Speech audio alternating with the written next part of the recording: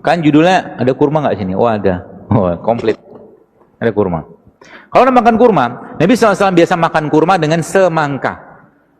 Kenapa? Sains ternyata menjelaskan bahwa ternyata Fa atau besi yang ada pada kurma ini itu terikat dengan sangat sempurna dan bisa meningkatkan fungsi Fa itu ketika dia ketemu sama vitamin C.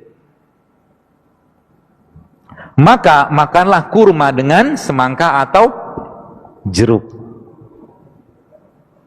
Kan tinggi itu vitamin C-nya. Atau apa lagi? Biar Anda kuat tulang-tulangnya, habis Anda makan kurma, Anda ngapain? Anda minum persan jeruk nipis sama madu. Wah, you are strong man lah. Minum itu. Vitamin C dapat, enzim dapat, semua dapat. Dan perkasa luar biasa. Kenapa? Ada besi di sini. Kuat kita nanti. Dan jangan berlebihan. Termasuk ibu-ibu yang mau hamil atau sedang hamil, makan kurma boleh nggak? Boleh. Tiap hari. Tapi hanya 7 butir itu cukup. Nggak usah lebih. Kita masih butuh energi nggak? Masih butuh. Kita butuh protein. Protein kita dapat dari mana? Dari beliau ini. Ini minyak.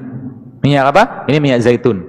Minyak zaitun ini barulah sains ternyata menjelaskan dia mengandung namanya MUFA. MUFA itu medium unsaturated fatty acid. Salah satu minyak terbaik yang bisa digunakan untuk meningkatkan fungsi jantung, membagi kolesterol ada pada zaitun. Sehingga nanti apa? Ketika malam mau tidur minumlah zaitun 1 sendok. Makan. Ketika Anda bangun, ketika sahur, jadi sahurnya gimana nanti Pak? Gampang. Sahurnya gimana? Anda minum infus kayak beginian, Anda makan kurma 3 butir, minum ini 1 botol.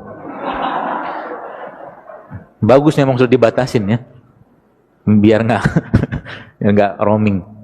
Minum ini 1 sendok makan, udah cukup buat energisnya. Habis itu ngapain? Doa banyak-banyak. Kan sahur harusnya banyak doa. Ya Allah, kuatkan aku hari untuk beribadah, kuatkan baca Quran ya. Teman-teman kemarin ada lihat postingan saya tentang Ramadan nih. Kalau bisa jadikan Ramadan terbaik, paksain diri Anda. Kalau bisa 1 hari tembus 10 juz. Bisa nggak? Bisa, cuma butuh 5 jam kok. 1 juz itu kira lebih setengah jam lah kalau Anda baca lancar. Katakanlah agak sedikit belepotan, 40 menit lah.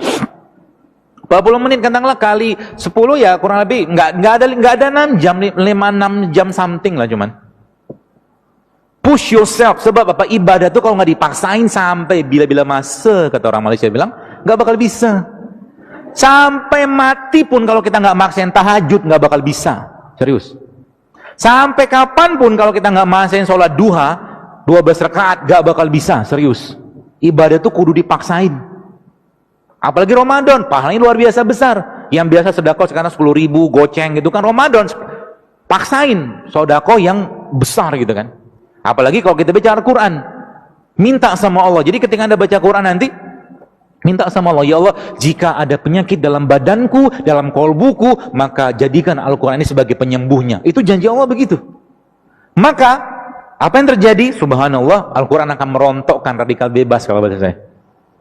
Radikal bebas di mana? Radikal bebas di dalam kolbu kita. Radikal bebas yang ada dalam aliran darah kita. Radikal bebas yang ada pada organ-organ kita. Subhanallah kan? Maka Allah katakan apa dalam Quran? Wa nunazzilu minal Quran ma huwa syifa wa rahmatul lil mu'minin. Dan kami turunkan Al-Quran itu sebagai syifa, sebagai penyembuh. Maka kita harus amat sangat yakin bahwa Al-Quran itu memang penyembuh. Syaratnya gimana? Sama ketika Anda atau seseorang sakit. 2 menit lagi ya? Habis. 1 menit deh. Ketika Anda sakit, berobat ke dokter atau mungkin berobat ke herbalis, lalu Anda dikasih obat, katakanlah, minumlah Pak ya 3 kali 5 kapsul atau 3 kali 500 miligram, nggak sembuh, naikin dosis sama dia, kan gitu. Maka sama juga dengan Al-Quran. Al-Quran ketika belum memberikan efek, naikkan dosisnya. Dahsyat kan? Naikkan dosis membaca Al-Quran sampai apa? Sampai kharru sujada wa bukiya. Kita tersungkur, bersujud, menangis, minta ampun sama Allah, maka saat itulah Allah akan mencurahkan rahmat dan ampunannya, penyakit-penyakitnya dibuang oleh Allah SWT. Itu dahsyatnya bulan Ramadan. Ya, maka jangan sibuk dengan makanan bulan Ramadan. Itu kata kuncinya. Sibuk dengan ibadah aja. Banyakin zikir, mungkin yang kerja, ya saya katakan kalau memang sudah selesai kerjaannya ya udah baca Quran, pegang Quran. Ya. Dan kita harus komitmen untuk di Ramadan itu khususnya kita menjadi sahibul Quran. Kita menjadi temannya atau sahabatnya Quran. Gitu ya, teman-teman sekalian, mudah-mudahan bermanfaat. Dan kajian-kajian saya khususnya ya, saya katakan ini bukan kajian untuk sekedar dicatat, tapi dipraktekkan. Kalau cuma catat doang, besok masih nyampah lagi, sama juga bohong. Gak usah datang kajiannya. Anda harus berubah. Sebab apa?